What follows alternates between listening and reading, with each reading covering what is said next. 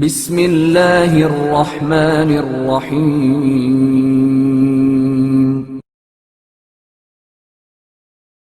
حضرت امام علی نقی علیہ السلام کی ولادت باسعادت۔ 10ویں امام حضرت ابو الحسن الثالث علی جو ہادی اور نقی کے لقب سے مشہور ہے، 15 ذی الحجہ سن 212 ہجری کو مدینہ کے نزدیک سریہ نامی مقام پر متولد ہوئے۔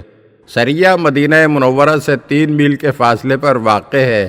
اس مقام کو حضرت امام موسیٰ کاظم علیہ السلام نے آباد کیا تھا، جو کئی برس تک آپ علیہ السلام کی اولاد کا وطن رہا۔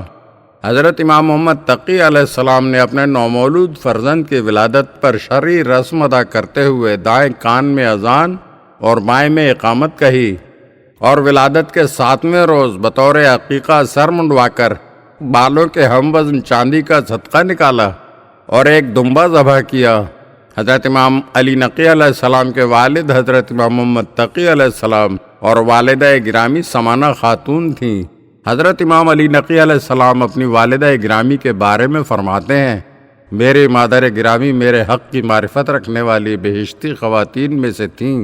شیطان کبھی بھی ان تک نہیں پہنچ سکتا تھا، نیز جابروں کے مکر و فریب ان تک نہیں پہنچ سکتے تھے۔ وہ ہمیشہ اللہ کی پناہ میں ہوتی جو سوتا نہیں، اور اللہ تعالیٰ صدیقین اور صالحین کی ماں کو کبھی اپنے حال پر نہیں چھوڑتا۔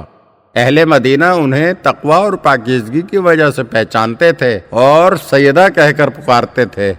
حضرت امام علی نقی علیہ السلام اور آپ کے فرزند ارجمند 11ویں امام حضرت امام حسن عسکری علیہ السلام عسکریین کے نام سے بھی مشہور ہیں۔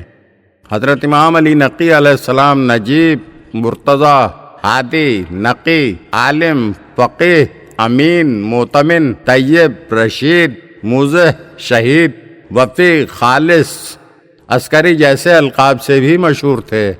آپ کی کنیت ابو الحسن الثالث ہے، اور چونکہ حضرت امام موسیٰ کاظم علیہ السلام اور حضرت امام علی رضا علیہ السلام کی کنیت بھی ابو الحسن ہے، اس لیے اشتباہ سے بچنے کے لیے حضرت امام موسیٰ کاظم علیہ السلام کو ابو الحسن اول، حضرت امام علی رضا علیہ السلام کو ابو الحسن ثانی اور حضرت امام علی نقی علیہ السلام کو ابو الحسن ثالث کہا جاتا ہے، اور امام علی ابن ابی طالب علیہ السلام کو صرف ابو الحسن کہا جاتا ہے۔